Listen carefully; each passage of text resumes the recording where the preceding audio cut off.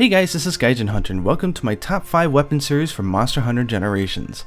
In this video we're going to be looking at my top 5 Gunlances. Note that in Monster Hunter Generations there are dozens of final form weapons that cover everything you can possibly want, from every element to slots, no slots, good sharpness, bad sharpness, you name it. So finding the best of the best is actually an impossible task. These are just the personal favorites that I used and I really enjoyed, so if you're having any trouble coming up with some endgame goals, maybe this can give you a hint. Go ahead and let me know down in comments which weapons that you found to be your favorite to give everybody else some more choices. Okay, let's jump in. Okay, I know what you're saying. Oh my gosh, here comes another Hellblade Glavenus weapon, and I'm sorry, you're right. They're good. They're really good. This is the Powdered Keg Brewer. I really like the name that they gave this weapon. 200 attack, 5% affinity, and 25 blast is top tier.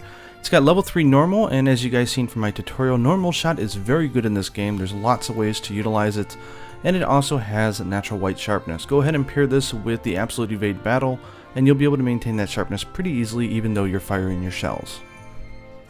Now for those of you who like the wide shots, the Tigrex has always been a staple, and it's the same in this game as well. So this is the deviant called the Grim Claw Burst. 200 attack is top tier. They actually made the white a little bit longer because it's a wide shot and not a normal, but go ahead and use Razor Sharp and you will see really good results, and it also gets 10% to boost, and I really like the colors, it's very pretty.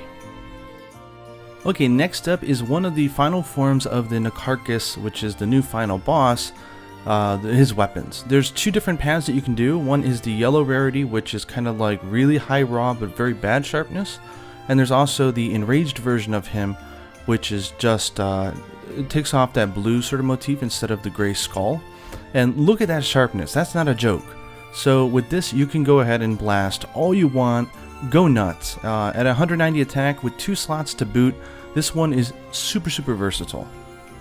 Okay, going back for another wide shot, but one that has maximum firepower. This is the Demon Lord Gunlance. This is the enraged Rajang. So there are 2 Rajang ones. There's the regular one, and then there's the sort of furious Rajang. So this is the one that you want. So not easy to make, but definitely worth it, and looks really cool too. 109 attack, it does get a minus 10% affinity, but I really wouldn't worry about that. 30 thunder, so really good if you're going up against wyverns, and a wide level 4 is strong.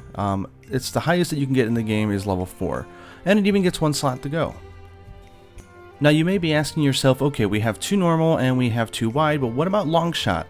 And really there's only one that you need in my opinion, and that, of course, just like Monster Hunter 4 Ultimate, is the Sedegios one. This is the Tamarad's edition. This is also the Hyper Sedegios, not the regular one, so make sure you use the right one. This one has the blue rareness icon.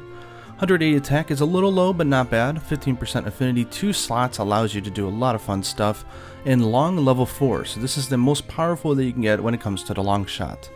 Again, because it's a Gunlance and not a normal weapon, the Sedegios weapons get a little bit longer white sharpness, which is really good because this isn't a wide shot Gunlance, yet it has sharpness that assumes that it is. So awesome weapon.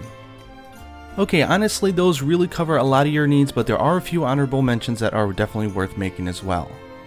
First one up is the Snow Baron Gunlance. This is the deviant Lagombi version. Now you wouldn't think that a Lagombi, who is like a snow monster, would have a very powerful Gunlance, but it really does. 200 attack, 10% affinity, 20 ice, and normal level 4. This thing is just really easy to use, and because it's a deviant weapon, it will charge your Hunter Arts 25% faster than any other weapon, so very good stuff.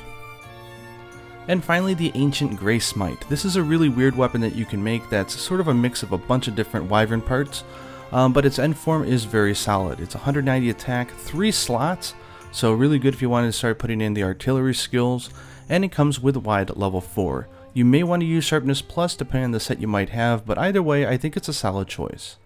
Please like the video if you enjoyed this, please subscribe if you haven't already, and please let us know down in comments which Gunlance you found that you really enjoy. Until next time, happy hunting.